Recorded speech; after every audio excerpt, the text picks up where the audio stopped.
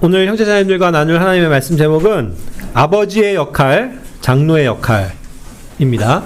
그리고 이제 부제로는 가정은 교회의 샘플이다라는 제목입니다. 그래서 이제 가정과 또 특별히 교회를 이렇게 따로 떼어낼래야 떼어놓을 수가 없는데 그것에 있어서 중추적인 역할을 하는 아버지의 역할, 또 장로의 역할에 대해서도 이렇게 한번 병행해서 보도록 하겠습니다.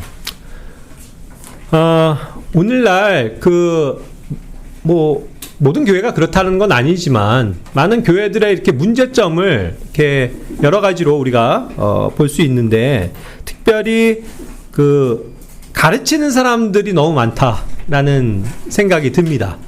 예.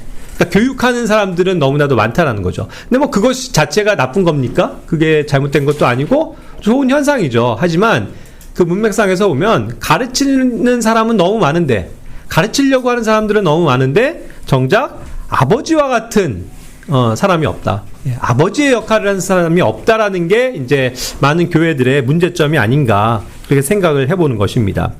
고린도전서 4장 15절 말씀인데요. 우리 다 같이 먼저 읽어보고 시작할까요? 이는 너희에게 그리스도 안에서 1만 명의 교사들이 있다 하더라도 너희에게 많은 아버지들이 있는 것은 아니기 때문이니 그리스도 예수 안에서 내가 너희를 복음을 통하여 낳았기 때문이라. 아멘. 예, 바울도 이제 그 교회들 안에서의 그런 현상을 이와 같이 얘기했습니다. 그리스도 안에서, 예, 교회 안에 보면 1만 명의 교사들이 있다. 예, 굉장히 많은 숫자죠. 아주 많은 숫자를 지금 이야기하고 있는 거예요. 10,000명이나 되는 교사들은 있는데, 그런데 정작 아버지의 역할을 하는 사람들이 많지 않다라는 거죠. 그것을 이제 대비시키는 겁니다. 그러면서 이제 그리스도 안에서 나는 너희를 복음을 가지고 복음을 통해서 낳았다, 이렇게 표현하거든요. 그러니까 자기가 낳았다라는 표현은 교사의 역할입니까? 아버지의 역할입니까? 아버지죠. 아버지로서 자기가 교회 안에서 수고하는 그것에 대해서 이제 대비를 시키는 거죠. 자, 그래서 이제 여기서 1만 명의 교사들이 있다. 뭐 오늘날도 교회 현상은 다 그러한 것 같은데요. 자, 여기서 이제 교사들은 일반적인 티처를 얘기하지 않고요, 인스트럭터라는 단어를 사용하고 있습니다. 그래서 이제 이 인스트럭터와 티처는 약간의 뉘앙스적인 차이가 있는 거죠. 항상 단어가 다르면 뜻이 다르기 때문에. 그래서 이것을 이제 웹서 사전을 통해서 찾아보면 뭐라고 얘기하냐면, 교훈이나 정보를 통해서 다른 사람에게 지식을 전수하는 사람이다 라고 이야기합니다. 그래서 주로 이제 학습자, 피학습자에게 학습하는 사람, 뭔가를 지도하는 사람, 그리고 가르치는 것을 주업으로 하는 교사나 뭐 가정교사, 이런 사람들, 그 다음에 자신의 전문 분야의 원칙을 가르치는 전문가라고 이야기하고 있죠. 또 그러니까 이제 그 말은 뭐냐면, 아버지는 뭐예요? 교육가가 될 수 있습니까? 모든 아버지가? 아니에요. 그렇지만 모든 아버지는 가르치는 사람입니까? teach? 그렇죠. 그러니까 좀 뉘앙스가 차이가 있는 거죠. 교육가로서의, 학습자로서의 그러한 인스트럭터는 아닐지라도 아버지들은 자기 아들들을, 자기 자식들을 올바른 길로 인도하려고 가르치잖아요, 뭔가를. 네, 그러니까 이제 그런 건 이제 teach에 해당되겠죠. 그러니까 이와 같이 인스트럭터와 teacher는 약간의 차이가 있다는 것을 얘기하는 겁니다. 특별히 이제 이 측면은 교육적인 측면에서의 어떠한 전문적인 지식이나 이런 것들을 뭔가 가르치고 지도하는 측면을 이야기한다는 것이죠. 자, 그러다 보니까 여기서 1만 명의 교사가 있는 현상이 오늘날 교회와 딱 들어맞는다라고 저는 생각이 되는 겁니다. 얼마나 많은 교사들이 있습니까? 잘 가르치는 사람들 너무 많죠. 예? 지식적으로. 그래서 성경 전체를 꿰뚫고, 예? 구약 성경에도 능통하고, 레위기법을 다 이해하고, 또 그런 여러 가지 전문적인 지식들이 많이 있는 성경 교사들도 있을 수 있어요. 예? 그러한 사람들이 많이 있다는 것은 교회 안으로서 보면 장점이고 좋은 점이죠. 그런데 문제는 뭐냐면, 그러한 사람들은 많아요. 그래서 뭔가 가르치려고 하고 잘 가르치는 사람들은 많지만, 정작 중요한 건 뭐냐면 아버지로서의 역할을 하는 사람, 예? 아버지로서 정말 아버지의 마음을 가지고 자식에 대해서 인내를 가지고 이끌어주는 그러한 측면의 사람들이 많이 부족한 현실에 대해서 이야기하고 있는 거죠. 자, 이와 같은 것들을 많이 이제 보게 되는 것입니다. 오늘날 교회들은 일반적으로는요, 우리 같이 성경적인 교회는 그런 것을 추구하고 또 따르지 않지만, 젊은 목사들이라고 하는 사람들이 얼마나 많습니까? 근데 그런 사람들이 대부분 어떻게 생성이 돼요? 목사는? 예, 무조건 신학교를 나오는 거예요. 예? 20대 초반에 신학교를 가고 거기서 뭐 대학원 석사까지 해서 예? 뭐 목사 안수를 받으면 뭐 20대 후반에 보통 목사가 된단 말이죠. 자, 그런 식으로 교회 안에서 이제 와서 뭔가를 가르치기 시작하니까 그런 면에서 가르치는 사람들이 많아요. 그렇죠? 그런데 이런 사람들이 다 준비된 사람입니까? 이런 사람들이 교회 성경에서 이야기하는 실제 감독이고 장로의 역할을 해요? 나이적으로도 그건 안 되죠. 그렇죠? 그러다 보니까 어떠한 그런 제도적인 측면에서는 가르치는 사람으로 떡 이렇게 예?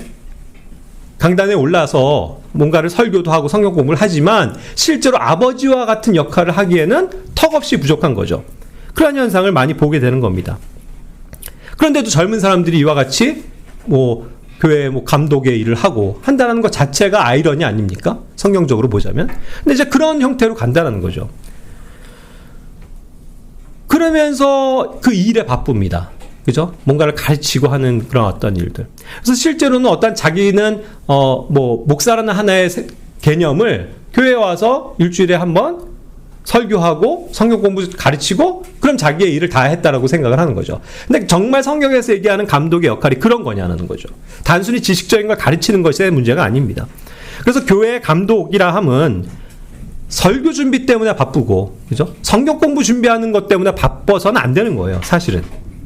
그것만으로 바쁜 것은 뭔가 문제가 있습니다. 성경에서 얘기하는 교회를 목양하고, 그죠? 양무리들을 먹이고, 돌보고, 또 가르치는 그러한 목자로서의, 교사로서의 일은 정말 그 일을 실제로 나의 삶 속에서 이루어가는 실질적인 영역이기 때문에 바쁜 거죠. 사람들을 만나야 되고 권면해야 되고 1대1로 찾아가야 되고 그죠? 함께 기도해야 되고 교제해야 되고 함께 데리고 나가서 전도도 해야 되고 그죠? 얼마나 많은 일들이 있습니까? 그러니까 이러한 일들을 다 감당하고 교회를 돌아보는 데 있어서는 굉장히 많은 에너지와 시간과 일들이 필요한 거거든요. 근데 단순히 그냥 난 그냥 가르치는 사람이야 해가지고 그냥 일주일 내내 예? 사람들 대면도 안 하고 예?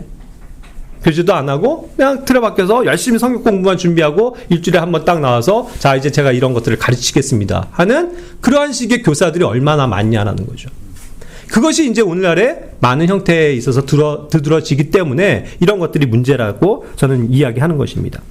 자, 그래서 이제 오늘 이러한 문제들에 대해서 생각하면서 우리도 그러한 오류에 빠지지 않도록 하기 위해서 하나님의 말씀을 잘 점검해 봐야 될 줄로 믿습니다. 자, 오늘날 그렇다고 하면 이 교회들의 문제가 이런 측면에 있다고 하면 가정들은 또 어떠한 문제가 있을까요? 오늘날 가정들은 아버지의 역할이 부재한 것, 그것이 굉장히 많은 문제를 가지고 있다고 저는 생각합니다. 잠언 4장 1절에서 4절까지 말씀해도 보듯이 아버지들은요, 그 자녀들에 대해서 무엇을 해야 합니까? 끊임없이 훈계를 해야 되는 거예요. 명철을 알게 해주기 위해서 그 일에 집중시키고 그것을 교육해야 되는 것입니다. 선한 교리를 가르쳐줘야 되는 거예요. 하나님의 법을 전수해줘야 되는 것입니다. 하나님을 기억할 줄 아는 그러한 자녀가 되게 해야 되고 어린 나이 때부터 예수님을 알고 예수님을 믿고 구원받은 자녀로서 합당하게 살아가게끔 하는 것, 그것이 아버지들이 해야 할 일인 것이죠. 그것이 진정 자신의 자녀를 사랑한다면 해야 할 1차적인 목표이자 의무입니다. 그렇지 않습니까? 그렇기 때문에 아버지들은 항상 자신이 배워온 그런 하나님의 진리, 지식 이런 것들을 계속 아들에게, 자녀에게 전수해야 되는 것이죠. 그러면서 그 말을 그 마음에 심을 수 있도록 노력하는 것입니다. 간직하게 해줘야 되고 또한 그렇게 하기 위해서 여러 가지 것들을 명령하게 됩니다. 너 이렇게 해야 돼. 저렇게 하지 마. 이런 여러 가지 규율들을 실제적으로 가르쳐주는 일들이죠. 그래야 마지막 구절이 뭐예요? 그리하면 어떻게 된다고요? 그 자녀가? 그리하면 살리라. 그래야 사는 거예요. 그래야 자식이 삽니다. 그렇죠? 그래야 정말 생명력을 가진 삶을 살 수 있다는 것이죠. 우린 그것을 믿습니다. 그렇기 때문에 항상 아버지들은 이 자녀들에 대한 실질적인 그 교육에 하나님의 말씀으로 교육하는 이 일에 힘을 써야 되는 것이죠. 그러기 위해서 이제 여러 가지 것들이 이제 수반됩니다만, 어쨌든 이러한 역할을 아버지가 1차적으로 해야 된다는 얘기죠. 그런데 그것이 실제로 부재하다 이 뜻이에요. 그래서 오늘날에 많은 가정들에 문제가 있다. 안타깝게도 뭐 실제적인 육신의 아버지가 없는 사람들도 있습니다. 그렇죠? 또 오랜 기간을 그냥 떨어져 있는 사람들도 있어요. 그리고 어떤 경우는 함께 살고는 있지만 그런 것을 배울 수 있는 아버지가 아닌 경우도 허다합니다. 아예 믿지 않는 아버지를 둔 사람들도 있을 수 있죠. 여기도 뭐 그러한 사람들이 있습니다. 그러니까 뭔가 대화가 안 통하죠. 온갖 세상적인 것만 이야기하니까. 그렇죠? 그리고 믿었다고 하는 아버지일지라도 이러한 일에 전혀 힘쓰지 않는 그냥 육신적으로 살아가는 그리스도인 아버지를 둔 사람이라면 이러한 하나님의 말씀을 배울 틈이 없는 것입니다. 그죠? 그러니까 그냥 그 삶은, 그 가정에서의 삶은 항상 세상적이고 세속적이고 그냥 육신적인 것들만 있는 그러한 관계로서 살아가는 가정들이 얼마나 많이 있습니까? 그러니까 이런 면에서 아버지의 역할이 많이 부재하다. 특히 이제 저는 그런 것들을 교회 안에서 많이 느끼죠. 왜냐하면 우리 형제들 자매들 가운데서는 또 그 아버지의 역할이 없는, 그런 아버지가 없는 지체들도 많이 있기 때문에 그런 것이 얼마나 실질적인 것인가라는 것을 저는 잘 이해합니다. 그래서 정말 아버지가 가르쳐줘야 될 실질적인 영역들을 많이 배우지 못하는 거죠. 그래서 실수하기도 쉽고 그래서 또 잘못하기도 쉬운 겁니다. 그러니까 끊임없이 이런 것들을 이제 가르쳐야만 하는 거겠죠, 교회 안에선. 근데 어쨌든 오늘날 가정들이 이와 같이 아버지의 역할이 부재하다라는 것이 얼마나 교회를 힘들게 하고 있으며 병들게 하고 있고 또 우리 사회를 힘들게 하고 있는가. 그렇죠? 잘못된 아버지로 인해서 그 자녀들이 망가지는 경우가 얼마나 많이 있습니까? 그런 것들을 생각해 볼 수 있습니다. 오늘날 특별히 아버지들은 우리 대한민국의 아버지 상들을 한번 떠올려 보십시오. 물론 열심히 사시는 아버지들 많이 있을 겁니다. 그런데 주로 그 열심히 산다는 건 무엇을 의미하죠? 열심히 돈 번다는 거죠. 열심히 돈 벌어서 자녀들 학원 가고 싶은데 다 보내주고 하고 싶은 교육 다 해주고 좋은 옷 입혀주고 좋은 거 먹여주고 하면 자기의 의무를 다했다고 생각한단 말이죠. 온통 이와 같이 육신적인 것에만 포커스가 돼 있으니 돈 버는 것으로 다 모든 것이 합리화가 돼버립니다. 아버지가 돈 많이 벌어오면 그걸로 최고라는 거예요. 그렇죠? 그러면서 아버지의 역할이 부재합니다. 또 왜 아버지의 역할이 오늘날 부재합니까? 안타깝게도 여자들의 여건이 너무 신장해서예요. 잘못된 길로 가고 있습니다. 오늘 현대 여성들의 상은.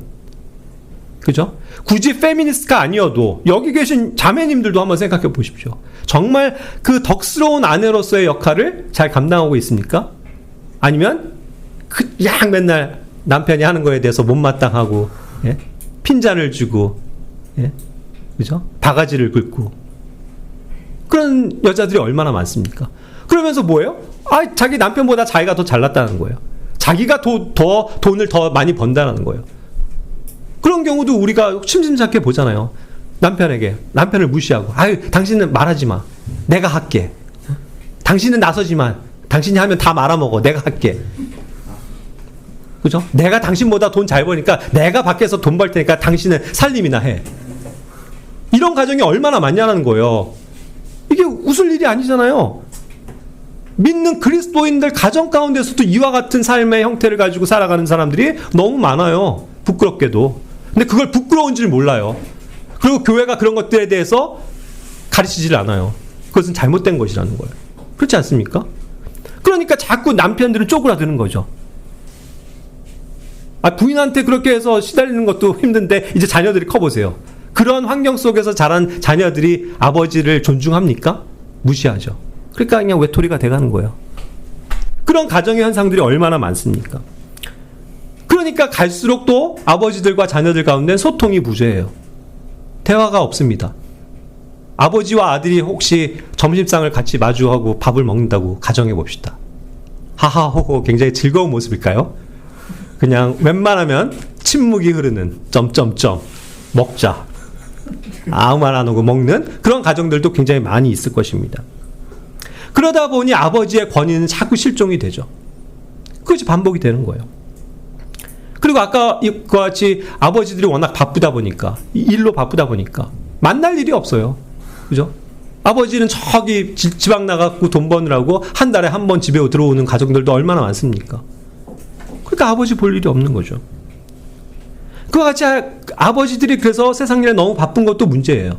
근데 그것을 교회적으로 적용을 해보면, 그러니까 교회 감독도 역시 뭐 여러 가지 어떤 일들로 너무 바빠갖고 자녀들을 만날 시간이, 예? 양무리들을 만날 시간이 없는 목회자라면 그것도 문제가 있다는 거예요.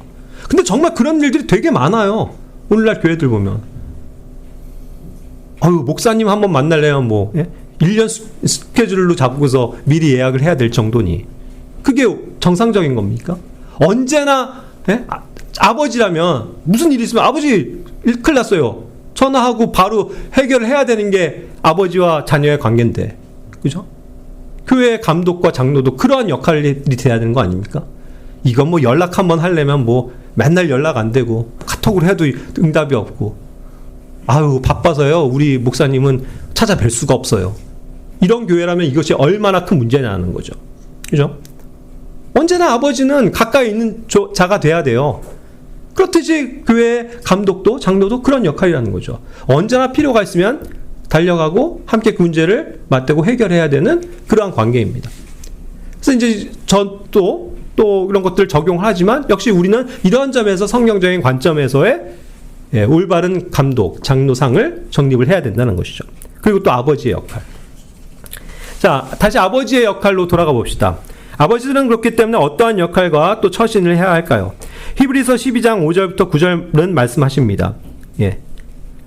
아버지들은 항상 자녀들에게 권면하는 것을 해야 합니다. 그것을 잊어버리면 안 되죠. 그러면서 또 잘못한 것들에 대해서는 주의 징계로 징계해야 된다고 말씀합니다. 그랬을 때 그것을 무시하기 때문에가 아니죠. 잘못한 것은 잘못했다고 책망해야 되기 때문에 한다는 것이죠. 그럴 때 자녀들 입장에서 뭐예요? 그거 꾸준함 들었다고 그래갖고 팍 해갖고 나 이제 더 이상 아빠 안 봐요. 뭐 이런 게 아니죠. 낙심하지 말라는 거예요. 그걸 사랑으로 용납하라는 거죠. 왜냐하면 주님께서는 사랑하시는 자를 친히 징계하시는 분이시기 때문입니다. 그래서 잘못한 것에 대해서는 사실 채찍질도 당하는 것이 올바른 가정의 원리인 것입니다. 그렇죠? 그래서 하나님께서 아들들이 대하듯 너희를 대해주신다라고 얘기하면서 그 앞엔 하나님께서 정당한 징계도 내리실 수 있는 분이라는 거잖아요. 그것이 중요한 겁니다. 그렇기 때문에 교회 안에서도 교회 감독, 장로의 역할은 또 젊은이들을, 청년들을 자꾸 주님의 길로 인도하는 거잖아요. 그러니까 잘못한 거에 대해서는 잘못했다고 이야기하고 책망하고 때로는 잔소리도 하고 그렇게 되는 겁니다. 근데 그런 것들을 항상 정말 아들의 마음으로 또 아버지의 마음을 헤아리면서 그것을 받아들여야 된다는 것이죠. 그런 것이 중요한 겁니다. 그렇지 않으면 그 아들은 사생자나 마찬가지다라는 거잖아요. 그렇죠? 그래서 육신의 아버지가 하는 일을 보라는 거예요. 육신의 아버지들이 어떻게 합니까? 여러분들이 말하자면 출근을 해야 되는 시간이 8시인데 7시 50분까지 자고 있으면 아버지들이 그냥 예익하고 엉덩이를 발로 걷어차갖고라도 깨우지 않겠어요? 막 화내고 혼내면서? 그렇지 않습니까? 그러니까 결국 그런 어떠한 육신의 아버지를 생각하면 결국 그러한 것이 자녀를 바로잡아주는 하나의 사랑 가운데서 되어지는 일이라고 우리가 생각할 수 있고 자연스럽게 그러한 원리처럼 교회 안에서도 교회의 감독들은, 장로들은 그러한 일을 힘써야 된다는 사실이죠. 그러한 관계 속에 있어야 된다는 것입니다. 그럼으로써 자녀들은 하나님 앞에 복종할 수 있는 것들을 배워야 한다는 사실이죠. 잠언 말씀을 보면 3장 12절에서도 아버지가 자신이 크게 즐거워하는 아들을 바로잡는 것 같이 주께서 자신이 사랑하는 자를 바로잡으시기 때문이라. 하나님께서는 반드시 잘못된 것에 대해서는 바로잡기를 원하시는 분이라는 거예요. 하나님은 고드신 분이니까. 그렇죠? 정직하신 분이니까. 그 길에서 벗어나는 것들에 대해서는 바로잡아주길 원하시는 겁니다. 그렇듯이 육신의 아버지도 그러하다는 거죠. 바로잡아야 하는 것입니다. 특히 자신이 기뻐하는 아들에 대해서는 더 그렇다는 거죠. 해도 잘 안 되고 포기되는 심정으로 저기 하는 자녀들에 대해서는 물론 그래서는 안 되겠지만 어떻게 그냥 포기하는 심정으로 얘야 이렇게 해라 마지막으로 이야기할 수 있지만 정말 사랑받는 자녀가 뭔가 잘못한 거에 대해서는 더 크게 책망하고 그것을 바로잡을 그런 일들도 있지 않겠습니까? 그러한 원리를 얘기하는 거죠. 에베소서 6장 4절에서는 아버지들이 그러함에 있어서도 자녀를 꾸짖고 책망함에 있어서도 경노하지는 말게끔, 그죠? 막 분을 일으킬 만한 그러한 무시하는 처사라든가 막대하는 그런 것은 또 자제해야 되는 것이죠. 올바른 주님의 양육과 권고법으로 잘 타이르고 양육하는 것. 그것이 이제 아버지가 센스 있게 해야 되는 역할이죠. 저도 뭔가 이게 감정이 이게 악해지면요, 자녀들은 막 그냥 막 심하게 이야기하면서 야단치면서 화를 내기도 하고, 그죠? 그런 표현은 쓰지 말았어야 되는데 씀으로써 상처를 주는 일들도 굉장히 많거든요.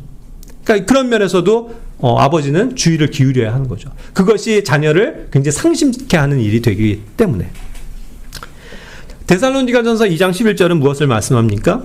우리가 어떻게 너희 각인에게 마치 아버지가 자신의 자녀들에게 하듯이 권면하였고 위로하였으며 명하였는지 너희가 아는 대로니라. 바울이 한 그 모습이 교회 안에서 어린 자녀들을, 어린 성도들을 돌보는 데 있어서 이와 같은 원리를 가지고 했다는 거죠. 그죠? 뭡니까? 정말 자녀에게 하듯이 따뜻하게 권면해 주라는 거죠. 야, 그러면서 힘을 내. 하나님의 말씀으로 힘을 북돋아 주고 격려하고 그런 일들을 해야 된다는 거죠. 또 어떤 슬픈 일을 당하고 힘든 일이 있을 때 그 자녀를 정말 마음을 다해서 위로하는 거죠. 성경의 말씀을 가지고 위로하고 그를 강하게 해주는 것. 그것이 이제 중요한 역할이겠죠. 그리고 방금 여기 마지막에 나온 것처럼 또 명해야 될 땐 강하게 명령하는 겁니다. 너 그러니까 이런 것들은 하지 마. 그죠? 너 이렇게 해야지 라고 강하게 명령하는 것들. 그런 것들도 올바른 길을 자녀가 가게끔 하는 데 있어서 필수적인 요소들이라는 겁니다. 그러니까 이런 것들을 두 가지를 비교해 볼 때 교사의 덕목은요, 가르치는 사람의 역할은 뭘 잘하면 되죠? 그렇죠. 가르치는 사람은요, 가르치는 것만 잘하면 돼요. 성경을 가지고 가르치는 성경 교사라고 하면 열심히 잘 가르치기만 하면 됩니다. 성경을 잘 요약해주고 이해하기 쉽게 가르쳐주고 교리의 말씀을 잘 설명해주고 이것은 이런 것입니다. 잘 가르쳐주면 되죠. 그렇죠? 그래서 그 안에서 말씀으로 자라나는 거예요, 성도들은. 하지만 아버지의 역할은요, 아버지는 잘 가르쳐야 된다라고 표현하지 않습니다. 그렇죠? 아버지의 책임은요, 그보다도 아버지의 덕목은 책임감이에요. 그리고 자녀에 대한 본인 것 같습니다. 본. 자기가 본이 돼야죠. 그래서 자녀가 그 모습을 보고 따라가게끔 해야 되는 그러한 삶의 본이 필요한 것입니다.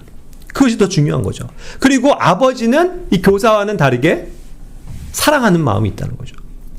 자기 자녀에게 하는 거니까. 그죠? 그 사랑하는 마음을 배제한 채 뭔가를 강조하고 강요하고 권면하고 명령할 수 있는 것이 아닙니다. 사랑이 있어야 된다는 거죠. 사랑이 있으니까 그런 걸 하는 거죠. 그러니까 그런 차이점이 있다는 것입니다. 그런 점에 있어서 아버지는 자녀들과 항상 소통해야 되는 것이죠. 그래서 성경에서 보면 이 의사소통하는 것, 이것이 굉장히 중요한 영역입니다. 갈라디아서 6장 6절의 말씀도 어떤 가르침을 지는 자와 가르침을 받는 자의 관계에 있어서 커뮤니케이트라는 단어를 쓰고 있는데 그것이 단순히 물질적인 것만 얘기하는 게 아니잖아요. 물질적인 것을 서로 뭐 나눈다 이런 개념이 아니라 의사소통이 중요하다는 거죠. 이건 세대 간의 문제이기 때문에요. 어려워요, 솔직히. 이게 쉽겠습니까? 우리 아버지들의 세대와 자녀들 세대가 같아요? 생각하는 가치관과 관점이 그게 너무 다르다고요. 저는 그걸 많이 봐요. 그러니까 다툼이 생기고 오해가 생기고 거기에 갈등이 생길 수밖에 없는 거죠. 그러니까 그런 것들 잘 풀어가기 위해서도 아버지들은 어떤 좋은 본과 또 여러 가지 지혜가 필요한 것 아니겠습니까? 그리고 그런 면에서 가정이 더 화목해지려면, 가족들 간의 어떠한 끈끈한 어떠한 애정이 더 싹트려면 어때야 될까요?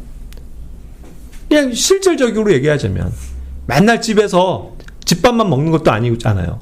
집에선 가끔 야 우리 맛있는 거 외식하자 하고 나와갖고 맛있는 음식점에 가서 음식을 나누는 거, 그것도 굉장히 가족의 요소들 가운데서, 가정에서 기쁨이 되는 요소들이죠.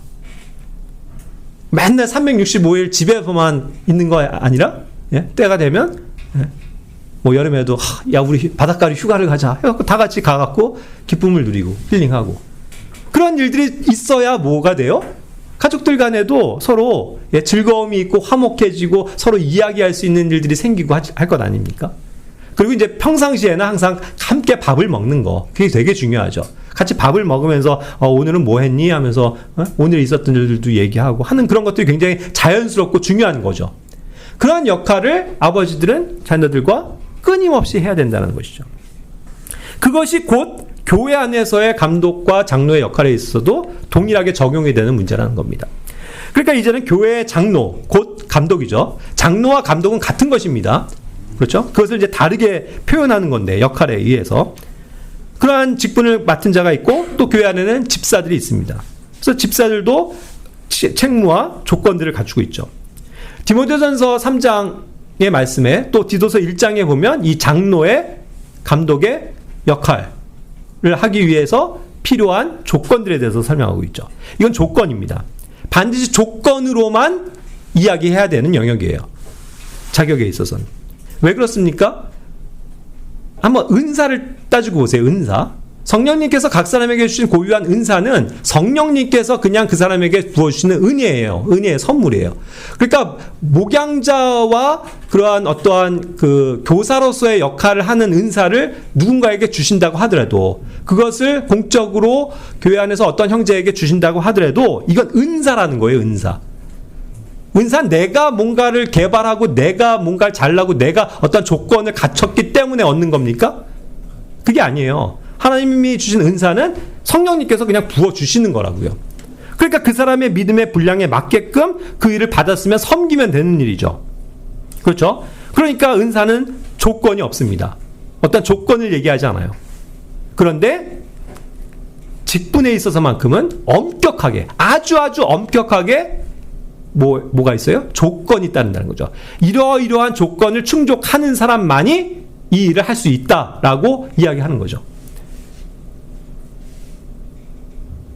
그러니까 이와 같이 엄격한 자격에 대한 어떤 검증이 필요한 영역이 장로, 감독, 그리고 집사에게는 선행돼야 되는 것입니다. 여기에서 수많은 것들을 이야기하는데 거기에서 하나라도 누락이 되고 하나라도 결격 사유가 있으면 장로, 감독을 할 수 있는 거예요? 없는 거예요? 죽었다 깨어나도 못하는 거예요. 이건 못해야 되는 거예요. 시키면 안 되는 거예요. 임명해서는 안 되는 거예요. 그렇죠? 그게 하나님의 법이라고요. 그런데 오늘날 그것이 무시된 채 그냥 뭐 자동적으로 뭐 집사 조금 몇 년 하다가 오면 뭐 장로로 승격하고 뭐 그런 개념입니까? 그게 아니잖아요. 그러니까 우리는 이러한 면에서도 성경적인 원리를 따라야 되는 거죠. 이런 건 굉장히 영적으로도 중요한 하나의 덕목을 얘기합니다. 자, 그런데 오늘 제가 다루고자 하는 것은 이 가정과 관련된 것이니까 무엇을 이야기할 수 있습니까? 아버지의 역할, 또 남편의 역할로서의 이 가장의 역할을 얘기할 수 있는 거예요. 반드시 장로는, 감독은 자신의 자녀들을 모든 위험으로 복종케 하는 사람이어야 된다라고 이야기합니다. 그래야 자신의 집을 잘 다스리는 자로서 드러나니까요. 이건 너무너무 중요하죠. 그래서 부연을 하지 않습니까? 그런즉 만일 남자가 자기 자신의 집을 다스리는 법을 모른다면 그가 어떻게 하나님의 교회를 돌보겠느냐? 맞죠? 교회 감독은 자기 가정에서 다 입증된다는 거예요. 1차적으로. 특히 이런 영역은요. 그렇죠?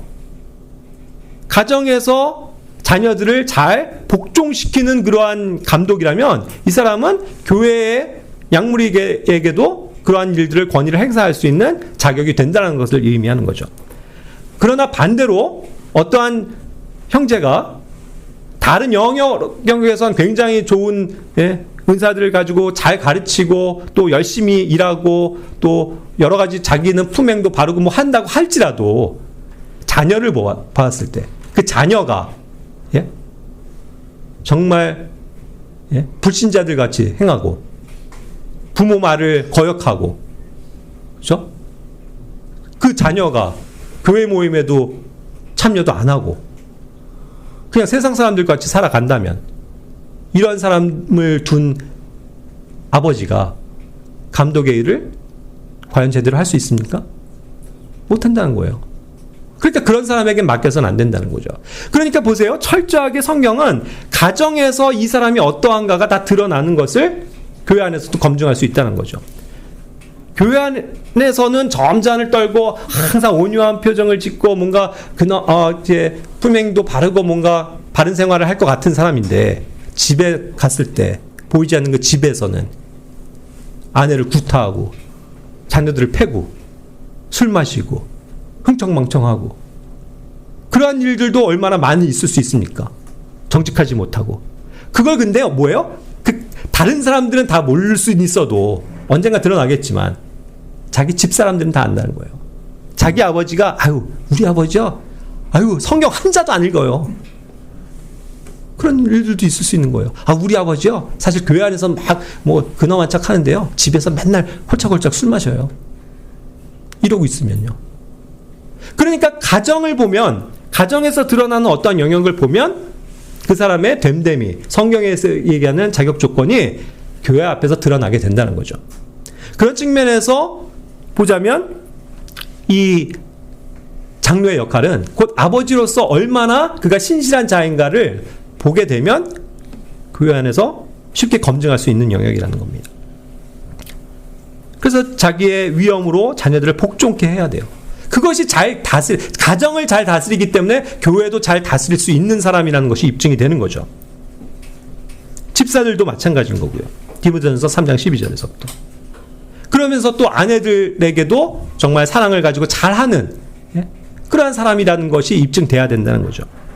근데 이런 것이요, 자칫 이제 우에 빠질 수 있는 게 뭐냐면, 그래서 장로라는 개념은요, 감독이라는 말 대신에 장로라고 썼을 땐 이게 실제로 엘더거든요. 육신의 나이도 어느 정도 들어있다라는 측면이죠. 젊은 30대가 장로라고 이야기할 수 있겠습니까? 혹시 40대 한 중반 정도, 초반이라고 했을 때도 그 장로라고 얘기하기가 쉬울까요? 말이 조금 안 맞아요. 그죠? 그러니까 어느 정도 장로라고 하면 나이가 연륜이 있는 사람을 뜻하게 되겠죠. 그리고 정상적인 그 사람이 걸어온 길에 있어서 정상적인 가정생활을 이루고 있다면, 3, 40대 정도는 자녀들이 다 몇 살이에요? 오늘날. 옛날에 20살 때 결혼했다고 치지만 아직 어려요. 초등학생밖에 안 된단 말이죠. 그러니까 그 자녀들이 그 아버지에게 복종하는지가 제대로 드러나요? 절대로 안 드러나요, 여러분. 거기에 함정이 있어요. 그래서 3, 40대밖에 안 되는 그런 사람들이 감독이 되고 장로가 되면 곤란한 게, 그런 사람들은 아직까지 자녀들을 보면 훌륭하거든요. 자녀들이 네 아빠 하면서 잘 따라요. 초등학교를 둔 자식을 둔 가정은요, 자녀들이 항상 교회에 잘 나와 있어요. 열심히 해요. 그렇죠? 그러니까 별로 문제가 없어 보인단 말이에요. 근데 문제는 뭐냐면, 자녀들이 이제 어느 시점, 오늘날은 좀 일러지죠. 청소년 시점부터 중학생 되면 이제 딴 길로 가기 시작하는 거죠. 아버지 말 안 들어요. 부모의 말에 거역해요. 학교 친구들이랑 어울려요. 나쁜 짓은 다 배우고 다니죠. 그죠? 그러면서 교회에도 등한히 해요. 멀어져요. 자, 그런 모습이 되기가 쉽기 때문에, 그런 현상이 사실 너무너무 많기 때문에 아버지 말을 안 듣잖아요. 통제가 안 돼요. 우리 애가 지금 사춘기라서요. 이런 말을 어디 감히 교회에서 변명이라고 해요. 그죠? 그럼 변명이 되질 않아요. 그런 자녀들이 그런 시기도 겪으면서도 신실한 자녀가 돼야 검증이 되는 거죠. 그래서 이제 더구나 성인이 됐습니다. 20살. 이제 저는 독립해서 제 마음대로 살게요 하면서 또 집 뛰쳐나가가지고 결혼하기 전에 마음대로 살아요. 그런 자녀면 안 된다는 거죠. 그러니까 이건 성인이 되었어도 여전히 어린 때부터 시작해서 꾸준히 그가 부모의 말에 잘 순종하고 있는 신실한 자녀들인가를 봐야 된다는 거죠. 그러니까 그런 사람들까지 검증하기 위해선 최소한 장로의 나이가 어느 정도가 돼 있어야 돼요? 최소한 50대 이상은 돼 있어야 그게 검증이 되더라 이거예요. 현실적인 면에 있어서도. 그러니까 젊은 사람들이 결코 장로가 될 수가 없죠. 감독이 될 수가 없죠. 그러나 오해하지 마세요. 목양자와 교사로서의 역할을 할 수는 있어요? 있어요. 그건 주님이 주신 은사니까. 은사를 가지고 가르치면 되죠. 하지만 교회에서 엄격하게 얘기하는 교회 장로, 감독의 조건엔 맞지 않는다라는 거죠. 그러니까 더 뭐가 필요한 거예요? 시간이 필요한 거예요. 아무리 자기 자식이 어려서는 훌륭해 보일지라도 이 자녀들이 커봐야 알더라 이거예요. 커서까지 우리 자녀들도 지금 다 20이 넘어간 성인들인데, 예? 지금 뭐 막 나가고 있고 교회 모임도 안 오고 했으면요, 그런 자녀라면 전 이 자리 안 서요. 못 써요. 그렇죠? 제가 부끄러워서 어떻게 그렇게 이런 중대한 일을 할 수 있습니까? 그렇겠죠? 그러니까 그런 시간이 될 때까지는 항상 검증의 시간이 필요한 거죠. 그러니까 어쨌든 이런 것들을 종합해 볼 때 뭐가 중요합니까? 가정이 너무너무 중요하다는 거예요. 교회 안에선. 그 가정이 샘플이잖아요. 교회의 샘플이라고요. 모든 가정이 교회의 하나하나의 세포처럼 샘플이에요. 이 샘플을 가지고 봐도 그 교회의 모습을 볼 수 있고, 이 샘플을 가지고 봐도 교회의 전체적인 상태를 알 수 있다는 거죠. 그러니까 우리 교회는 정말 가정이 중요합니다. 가정이 바로 서야 돼요. 가정이 올바른 모습을 갖춰 나가야 합니다. 정상적인 아버지의 역할과 자녀의 역할이 어우러져야 되는 그런 교회가 돼야 된다는 것이죠. 그래야 튼튼한 교회가 돼요. 그렇죠? 가정이 바로 서야 교회가 바로 섭니다. 반대로 한 가정이 무너지면 교회 전체가 무너질 수 있어요, 여러분. 그래서 가정이 중요한 거예요. 우리 옛말에도 그런 말이 있잖아요. 가화만사성. 무슨 뜻이죠? 청년들? 가화만사성. 아, 그렇죠. 모든 일이 예, 뭐 형통하다. 그런 뜻이죠. 가정이 중요한 거예요. 아, 그런 것들이 세상에서도 다 일반적으로 아는 원리인데 그리스도인의 가정이라면 더더욱 그러하죠.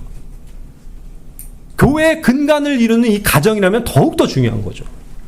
그래서 가정을 중요시 하지 않을 수가 없는 겁니다. 그래서 항상 저도 이런 점에서 너무너무 주의를 기울여야 되는 영역이에요. 저 자신의 삶도 너무너무 중요하지만 제 아내가 영적인 덕스러운 여인이 돼야 되고, 또 내 자녀들이 주님을 계속 따르는 신실한 자녀들이 돼야 됩니다. 그렇죠? 그 책임을 갖는 거예요. 그리고 그러한 책임을 가지고 우리 젊은 청년들을 다 내 자식들처럼 여기면서 섬기고 또 이끌어 나가줘야 되는 거죠. 본이 돼야 된다는 것입니다. 소통해야 되는 거예요. 그렇죠? 그것이 얼마나 중요합니까? 그러니까 교회의 가정들의 상태를 보면 그 교회 전체의 영적인 상태를 알 수 있다는 것이 얼마나 실질적인 이야기입니까? 그래서 마지막으로 이런 식으로 한번 정리를 해봅니다. 가정의 원리와 교회의 원리는 사실상 같더라는 거예요. 성경은 그걸 가르쳐 줍니다. 예. 왜요? 우린 가정교회라는 말도 쓰지만 가정이 교회의 중심이잖아요. 그리고 가정으로부터 시작이 되거든요, 사실상. 그러니까 이 가정 안에서 이루어지는 일들이 교회 안에 그대로 적용이 되기 때문에 얼마나 중요한 겁니까? 아버지가 가정에서 힘써야 되는 일들이 뭡니까? 가정을 돌보는 일이잖아요. 먹이고 입히는 부양의 일을 이야기하는 것입니다. 그래서 아버지들이 때에 따라서 적절하게 열심히 일을 하는 거죠. 그래서 자녀들을 또 가정을 먹이고 입히는 거잖아요. 그러한 일을 신실하게 해야만 합니다. 또 남편은 아내를 자기 몸처럼 사랑하면서 잘 함께 가야죠. 그런 역할을 해야 합니다. 잘 도와줘야 되는 것이죠. 또 자녀를 정말 귀하게 여기고 사랑하는 일이 필요한 거죠. 그런 것을 실질적으로 해야 되는 것이죠. 또 자녀들에게 주의 뜻 안에서 순종할 수 있는 자녀가 되도록 이와 같이 권면하고 책망하고 명령하는 것입니다. 그래야 이것이 아름다운 가정으로서의 모습으로 본으로서 설 수 있다는 거죠. 그거 그대로로 뭐예요? 교회에 적용시키면 된다 이거예요. 교회 안에서 아버지의 역할을 하는 이 장로 감독이 교회 안에서 힘써야 되는 일은 뭡니까? 양무리들을 돌보는 일이에요. 그죠? 이게 이제 목양이라는 뜻입니다, 실제로. 예. 군림하지 않고요.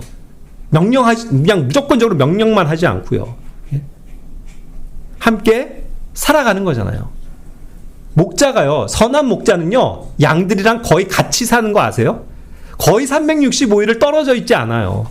함께 같이 하면서 방목하는 시즌이 돼도요, 같이 야영을 하면서 양무리들과 함께 있는 거예요. 결코 떠나지 않아요.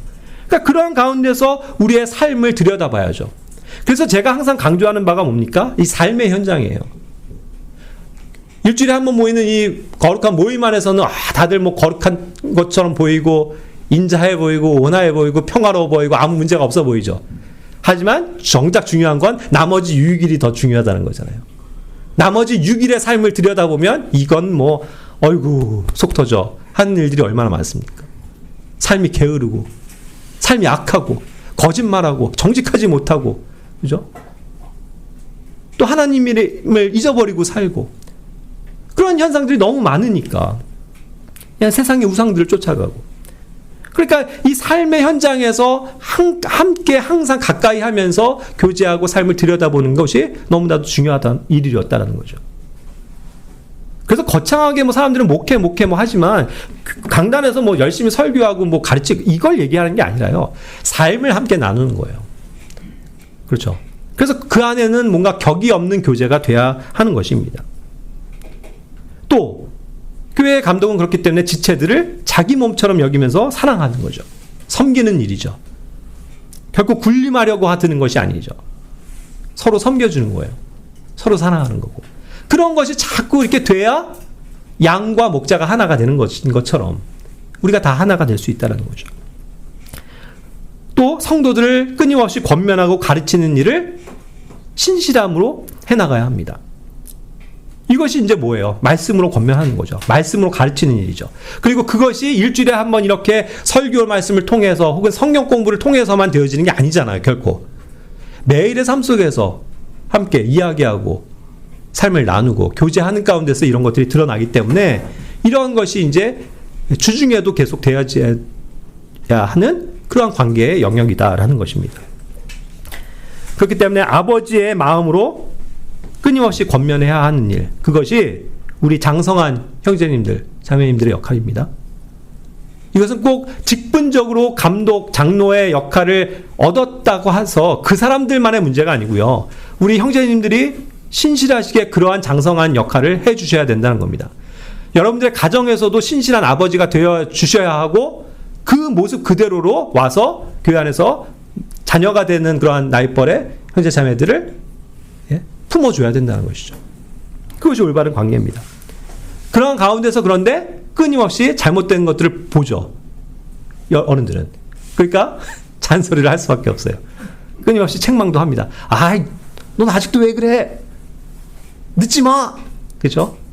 좀 이렇게 좀, 게으르지 마! 뭐, 여러 가지 것들을 막 얘기하게 되잖아요. 그걸 또 이해해야 된다는 거죠. 그리고 이게 현실적인 건데요. 집안일을요, 이렇게 가사일 같은 경우야 뭐 아내가 하지만, 엄마가 하지만, 나머지 집안일은 사실 누가 해요? 나머지 집안일. 뭐, 집을 말하자면 보수를 해야 된다. 망치질이라도 해야 된다. 전등 가는 정도가 아니고, 뭐 전등을 교체해야 된다. 이런 거 누가 해요? 이런 거를 엄마들이 하고 자녀들에게 시켜요? 사실은 아버지가 다 하잖아요. 아버지가 나가서, 야, 나 봐! 하면서 자랑스럽게 하죠. 네? 못질도 하고 뭐 톱질도 해서 보수하는 거예요. 물론 그걸 뭐 잘하는 사람도 있고 못하는 사람도 있지만 어쨌든 책임을 가진 남편이 아버지가 해야지 그걸 뭐 딴 사람한테 맡겨요? 그래갖고 손 하나 까딱 안 하고 그냥 이러는 아버지들도 많잖아요. 그건 아니죠. 근데 그건 뭐 잘하고 못하고의 재능이 아니라 어쨌든 해야 된다는 걸 알기 때문에 아버지들이 나서지 보통 뭐 아내 얘기 시키냐고요. 근데 요즘 뭐 바퀴벌레 하나도 남편이 못 잡아갖고 막 벌벌 떨고 있고 아내들이 탁탁 잡고 이러는 것들도 보잖아요. 남자가 해야 될 일이 있고 여자가 해야 될 일이 있는 것인 거죠. 그죠? 그래서 그런 것처럼 교회 안에서의 장로의 역할도 마찬가지인 것 같아요. 교회를 살피고 보수해야 될 거, 재건해야 될 거, 고쳐야 될 거, 예? 빨리 사다가 뭔가 장만해야 될 거, 이런 것들이 다 아버지의 역할 아닌가요? 그러니까 아버지들이 교회 안에서도 부지런히 행해야 된다는 것입니다. 그리고 또 하나, 아버지가요, 아버지 역할을 잘하려면 아버지 학교를 나와야 합니까? 절대 그렇지 않아요. 아버지는 처음에 다 우왕좌왕해요. 젊을 땐. 애기 낳고 어쩔 줄을 몰라요. 근데 계속 그렇게 자녀를 키우다 보면, 예? 뭐예요? 전문가가 돼 있어요. 그쵸? 그런 게 필요한 거예요. 그런 연륜, 그런 노하우가 쌓여서 가정을 잘 다스릴 수 있게 되고 교회를 잘 다스릴 수 있게 된다는 거죠. 반대로 그렇기 때문에 뭐 장로가 신학교를 나와서 그러한 노릇을 제대로 하는 겁니까? 아니에요. 우리는 결코 신학교를 나와서 뭔가 무슨 신학원을 나와서 교육을 받았기 때문에 이수를 했기 때문에 뭐 그런 일을 가르칠 수 있다 이런 개념이 아니잖아요. 그건 삶으로 인증해야 되는 영역이죠. 그죠? 그리고 어떤 잘 가르칠 수 있는 건 사람으로부터 배우는 게 아니고요. 성령님이 주시는 은사예요. 그것에 따라서 열심을 내고 정말 마음을 다해서 자원해서 하는 일인 거죠. 그렇죠? 그런 일이 돼야 된다는 겁니다. 그러니까 아버지의 역할은 사명이다. 책임감이다. 책임감 없으면 못하잖아요. 교사는요, 때에 따라서는 에이, 나 더 이상 못해 먹겠어 하고 사표 내고 나가도 되잖아요. 그렇죠? 교사는 그래요. 인스트럭터라고 얘기한 건 강사라고도 표현되어지는 거예요. 나 이제 너 여기서 일 안 할래요. 나와버리면 되죠. 하지만 아버지는 그럴 수 있습니까? 아버지는 그렇게 못해요. 아버지는 절대 자기 자녀를 포기하지 않습니다. 그렇죠? 완전히 그를 주님께서 데려가시기 전까지는 소망이 있다 생각하고 기도하고 끝까지 권면하고 책망하는 거죠. 그것이 중요한 겁니다. 그런 측면에서 자녀된 입장에 있는 젊은 형제 자매님들, 여러분들은 배우셔야 합니다. 특히 뭘 가지고요? 겸손하게 배워야 합니다. 겸손하세요. 아버지가 하는 말씀이 네 옳습니다라고 여기세요. 교회 안에서 감독, 장로가 하는 말이 네 옳습니다. 그렇게 하겠습니다. 이 태도를 가지고 겸손하시라고요. 그렇게 배우시면 여러분들은 성공하게 돼 있습니다. 아멘? 성공해요. 그러한 삶을 청년 때부터 사셔야 된다는 겁니다. 그래야 그가 나중에 정상적으로 또 가정도 이루고 하면서 나이가 먹으면서 교회를 위해서 신실한 일꾼이 되어서 집사의 역할도 감당할 수 있는 거고 또 더 나이가 돼서 더 성숙해서 완전한 장성한 분량에 이르러서 장로의 역할도 임명을 받으면 감당할 수 있게 되는 것입니다. 그리고 또 저와 같은 아버지의 역할 대신 형제님들 또 어머니들도 마찬가지지만 옛날처럼 그런 가부장적인 권위를 가지고 행사할 수 있는 게 아니더라는 거예요. 난 아버지니까 니들이 알아서 다 해라 하면서 명령만 할 수 있는 게 아니죠. 그렇죠. 굴림이 아니더라고요. 그리고 뭔가 아버지로서 뭐 권위의식을 갖는 것도 아니에요. 장로와 감독의 일도 그런 거예요. 무슨 권위의식 가지고 내가 감독이고 장로인데 그거 아니잖아요. 그렇죠.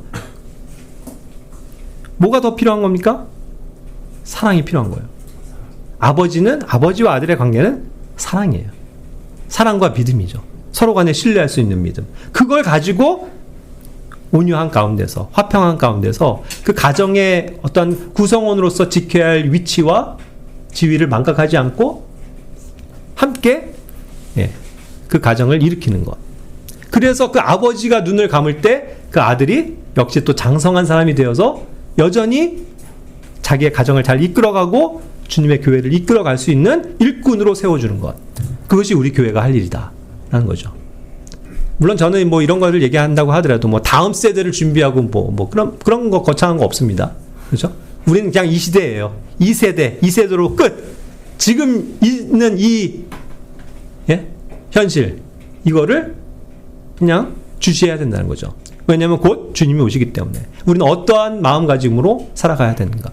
젊은이들은 여전히 이 위치 안에서 겸손함을 가지고 배우시고 복종하시길 바라고 또 지금 현재 장성하신 형제 자매님들은 내가 정말 교회 안에 또 가정에서 본이 되는 사람으로서 살아가야 되겠다 생각하시면서 말씀과 기도에 드려주시는 그런 삶을 사는 것. 그것이 우리 각자에게 주어진 책임이자 또 그것이 기쁨입니다. 그렇죠? 그래서 우리가 이러한 면에서 가정의 모습 또 교회의 모습을 다시 한번 재정립하는 시간이 되었기를 바랍니다. 함께 기도하고 마치겠습니다.